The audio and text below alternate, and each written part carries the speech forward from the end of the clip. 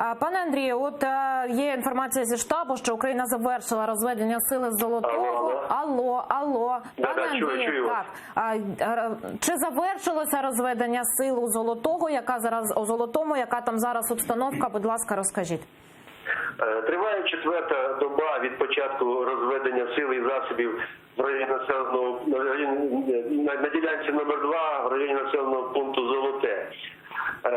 Сьогодні до 12 години відбулося завершення розведення в дзеркальному порядку, тобто одночасно з обох сторін сили засобів, військовослужбовців, операцій об'єднаних сил та озброєння. От, як підтверджує керівництвом яких безпосередньо здійснюється контроль за цим процесом, та сторона також відвела сили і засоби. От ми перемовин з цією стороною напряму не ведемо, тому що ми не визнаємо ці незаконні збройні формування так званих ДНР, ЛНР, тому виключно комунікація проходить через спостережну місію ОБСЄ.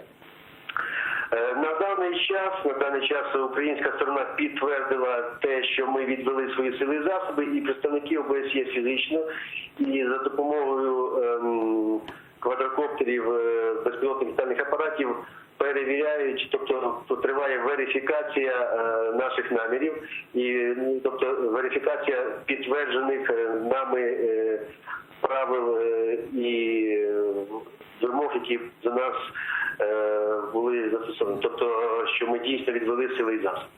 От, взагалі попереду ще 30 діб, тобто до 30 діб триватиме сам процес розведення.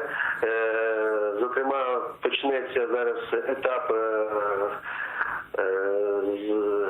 розбирання фортифікаційних споруд, позиції, які були раніше облаштовані на тій лінії, з якої були відведені сили і засоби.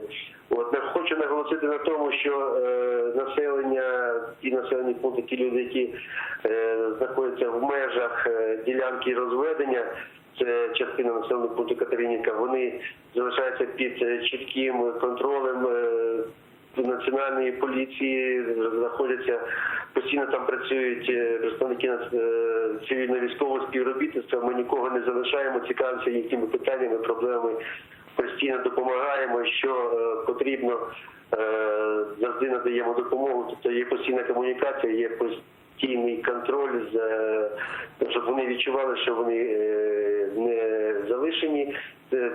Так само українці за життя, долю кожного ми боремося.